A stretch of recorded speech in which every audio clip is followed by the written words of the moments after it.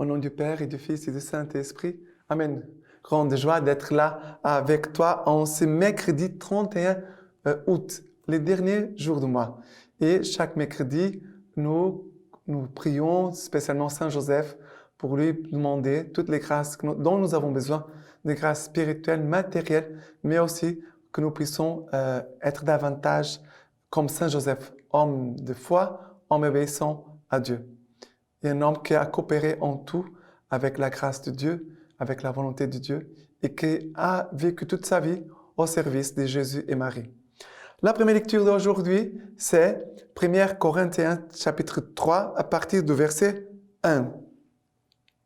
Qui nous dit ceci. « Pour moi, frères, je n'ai pu vous parler comme à des hommes spirituels, mais comme à des êtres de chair, comme à des petits-enfants dans le Christ. C'est du lait que je vous ai donné à boire, non une nourriture solide. Vous ne pouviez encore la supporter, mais vous ne le pouvez pas davantage maintenant, car vous êtes encore charnels.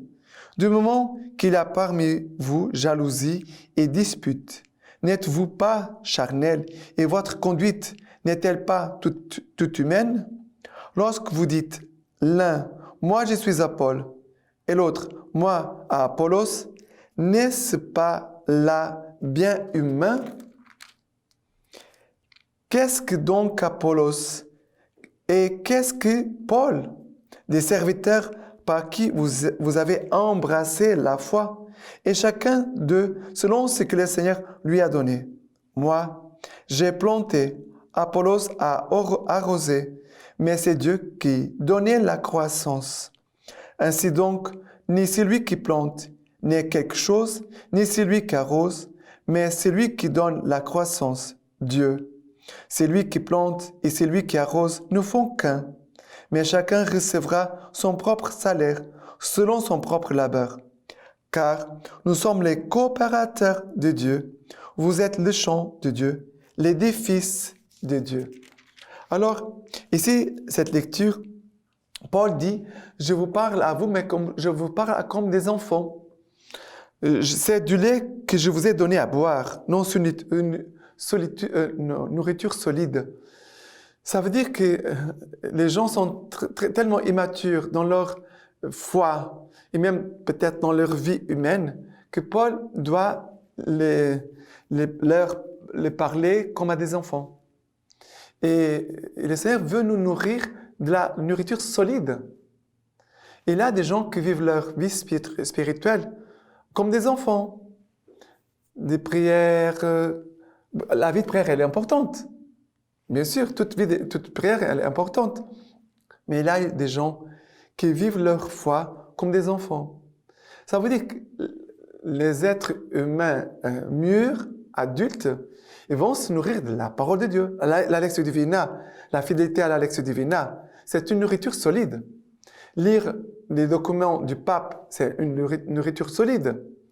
De travailler les enseignements de l'Église par rapport à des sujets importants de la vie de nos jours. Soit notre vie humaine, pour les familles, la vie de travail. Qu'est-ce que l'Église nous demande? Qu'est-ce que l'Église nous parle, nous enseigne? Le catéchisme de l'Église catholique, c'est la nourriture pour des êtres adultes dans la foi. Mais les enfants veulent seulement des petites choses. Ils sont contents avec des sucreries, des petites choses. Mais nous, les adultes, on doit avoir la formation. La nourriture solide, ça veut dire la formation spirituelle.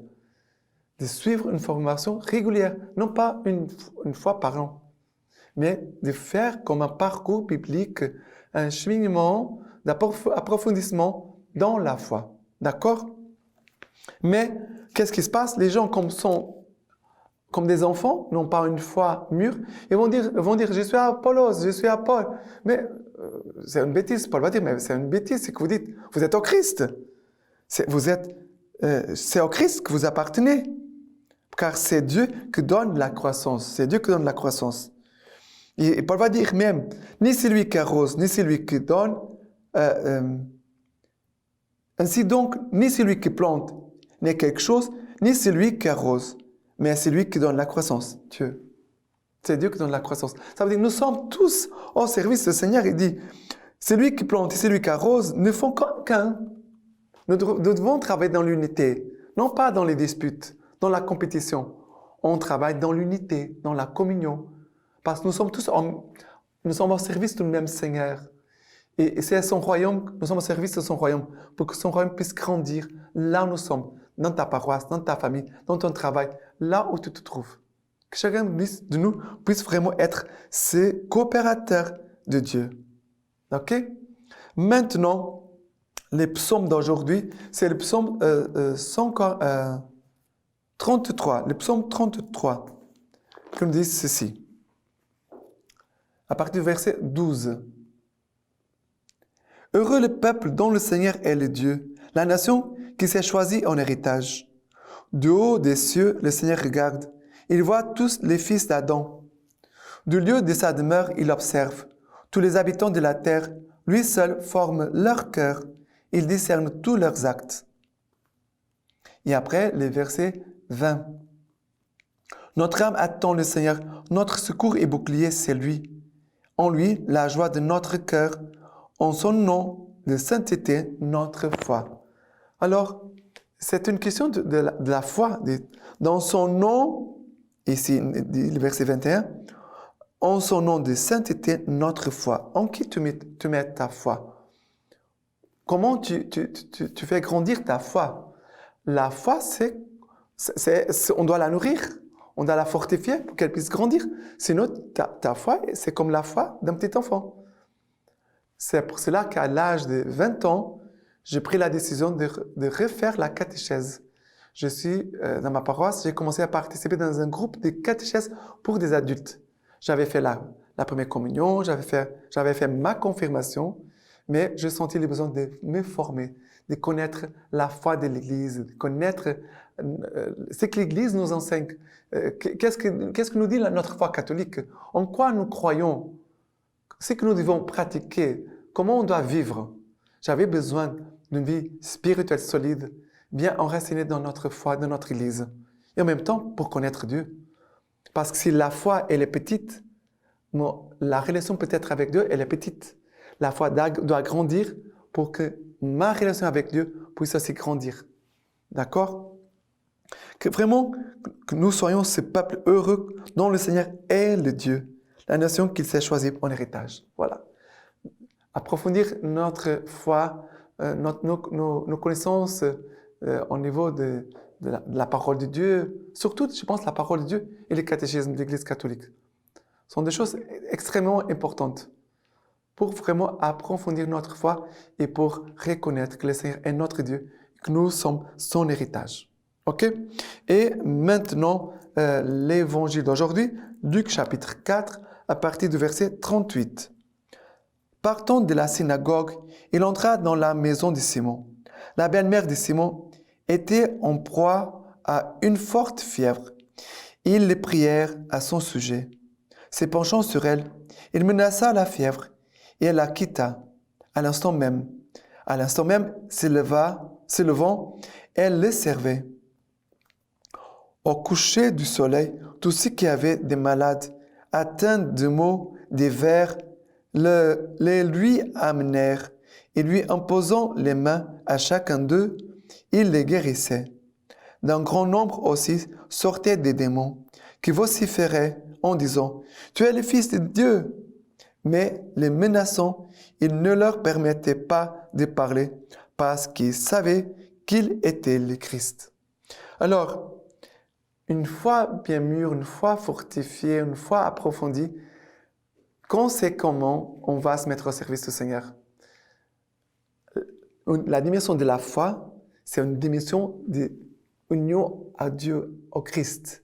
Approfondir notre foi, c'est approfondir notre amour à son Église. Par la foi, on s'approche davantage de Dieu, dans l'amour de Dieu. Dans la foi, on aime davantage l'Église, on s'engage davantage dans l'Église. Et la belle-mère de Pierre se met au service des frères et sœurs. Et après, il dit que Jésus va imposer les mains à ceux qui sont malades. Écoutez bien, il a les maladies de notre corps, bien sûr qu'on doit les guérir. Mais il a aussi des maladies au niveau de notre âme, de notre cœur. Et travailler la foi, travailler la parole de Dieu, connaître, approfondir la parole de Dieu.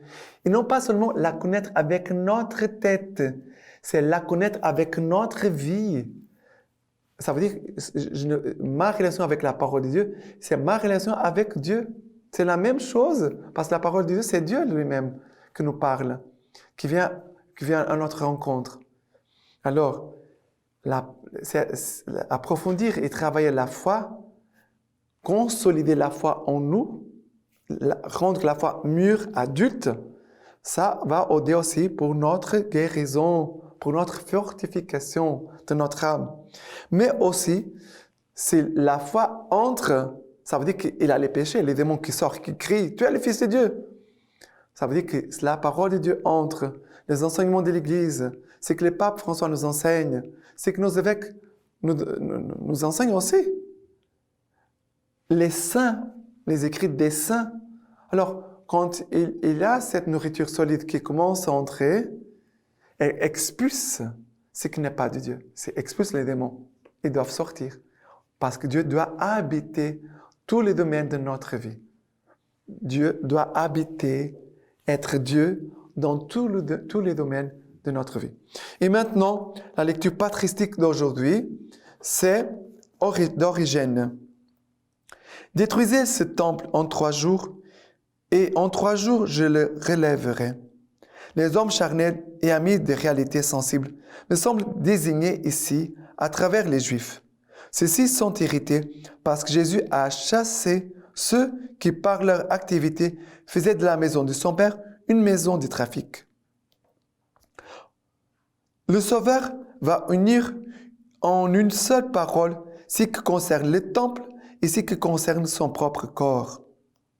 L'un et l'autre, le temple et le corps de Jésus, me semblent être la figure de l'Église, car celle-ci est bâtie de pierres vivantes. Elle est une demeure spirituelle pour un sacerdoce saint.